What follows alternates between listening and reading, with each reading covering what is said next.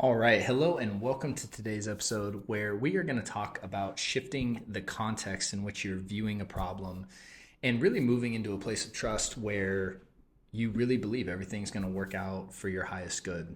Before we dive into the show, for those of you that don't know me, my name is Matt Codde. I'm a licensed clinical social worker and the founder of Restored Minds.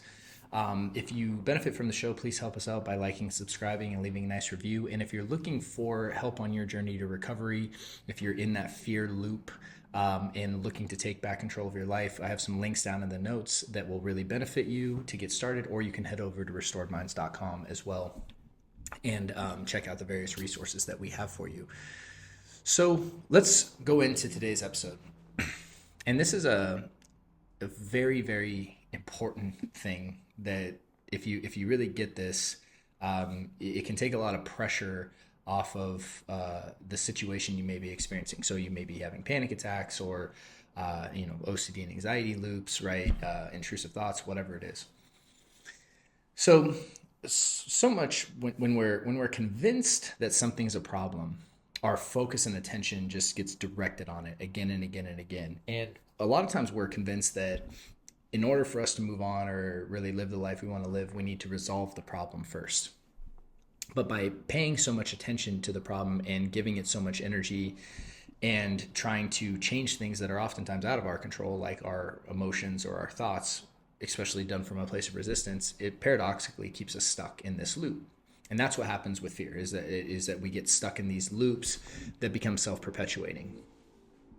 And if you're convinced something's a problem, the one thing that is really helpful is to broaden out the context in which you're seeing something.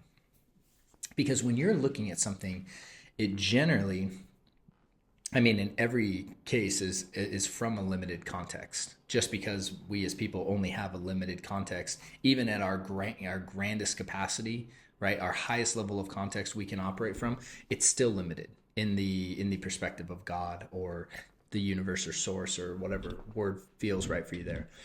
Um, and so no matter the highest context that we could ever achieve individually, it still is limited. And even then, when we're really focused on something as a problem, generally we're really focused in this, time and place and space, and we're convinced that this is a real problem. What happens is we lose context. So, let's say someone's going through, you know, a breakup, right? Or, something that we've all gone through, right? Job loss, right? Whatever it is, right? What we collectively seem to believe is a bad experience. And the only reason that we perceive these things as bad experiences is because we tend to look at them and juxtapose them as opposed to having the job and not having the job, or being in a relationship and not being in a relationship. So the assumption is that it's bad, that change happened, you lost something. And so then we feel bad about it, and then we fester on it, and then we'll sometimes spiral about it. But if you widen out the context of your life to, let's say, a year, 2 years, 3 years, 5 years, whatever, you almost always can look at things that you once perceived as bad and realize that they weren't bad. They were either a stepping stone to something good, or they opened doors and opportunities that wouldn't have been available had you had stayed in the situation you were in. If you look back on life, you can almost always see that. So when you widen out the context on something, and ultimately you realize that it's not about everything being good and bad, and problems, even when we're so convinced that they're real and happening right now, are sometimes not as terrible as it might seem, even though when we're looking at it, it does seem that way. And the reason it seems the way it is because we're looking at it from a limited context. And so widening out your own context, or even going into higher context, like how would God see this, helps you gain a perspective and understanding and operate from a much higher place. Because when you're operating from limited context, and we all do this, okay? So it's just being aware that you're even doing this to when you can actually begin to change it. When you're operating from limited context, it it you ultimately end up engaging in destructive things because you're so convinced that you understand what the problem is and how things need to be for everything to be okay, when a lot of times that's not actually true. And there's an amazing book by Richard Dotts called Dissolve the Problem. And this is, a lot of times what he talks about is just instead of trying to solve it, you dissolve it. And one of the ways to dissolve it is to broaden the context. So how does this all apply to something like this fear loop or panic attacks or intrusive thoughts? Well, when you're so convinced that the intrusive thoughts or the content of your thoughts or the anxiety you're feeling, the panic attacks, whatever situation you're in, even feeling depression, you're so convinced that's the problem, you then try to solve that, right? You attempt to resolve, like, I don't want to have these thoughts, I want to get rid of these feelings, and you try to do things to resolve that.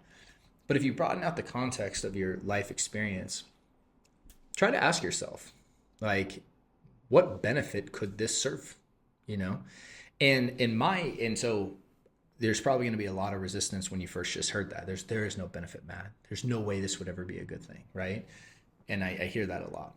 But before you just jump to that conclusion, I'll share my own benefit of going through OCD, anxiety, panic, right? Chronic pain, right? Some of these psychophysiological experiences that I've gone through, and then being on the other side of it, I'll tell you what I believe the benefit of going through that was. I, for a long time in my life, I didn't know how to handle feelings. I didn't know what to do with them, right? So escapism, avoidance, right? Suppression, right? Expression, right? Projecting. These are things that I did with the emotion, right? And they were normal to me. Staying busy, workaholism, right? All this stuff. And it wasn't until stuff got chaotic enough in here where my body was communicating to me that I actually started to look from a place of consciousness and actually learn techniques in order to release emotion, to shift consciousness, to change beliefs, to work on myself internally where I can actually bring a peaceful state into whatever it is I'm doing, whether it's my work, my marriage, my parenthood, right? My relationships, whatever it is I'm doing. And stuff had to get bad enough for me to wake me up to all that. And if that is maybe what's happening to you right now, I would encourage you to consider the idea that maybe this is part of a grander healing process that's happening, as opposed to this is this terrible thing that's happening to you. Now, you may not adopt that belief, you may not believe that belief, and you may write it off as crazy. That's okay. That might be just where you are in your journey. But I can tell you that in order to go for me to go through all of that stuff, I became a better person. I became a much more conscious person. Is there still plenty of work to do on myself? Absolutely. Right? Of course. But I see the value of it, having widened out the context. And so if you're here today and you're convinced you have a problem, I just simply would encourage you to start asking yourself about context. Start widening out the time in which you're looking at this. Start seeing potentialities of how could this serve my highest good? And a lot of times it will just take the pressure off of what you're experiencing. So hope that was helpful for you. Hope it benefited you. And with that, I wish you a great day and a great week. And I look forward to seeing you on the next episode. Hey there, thanks so much for watching that episode. If you found it helpful, we have some links to some other episodes that we think you might like as well. And if you're looking for help on your journey to recovery from fear, stress, and anxiety, either check out the links in the notes or head over to restoredminds.com. Thank you, and talk to you soon.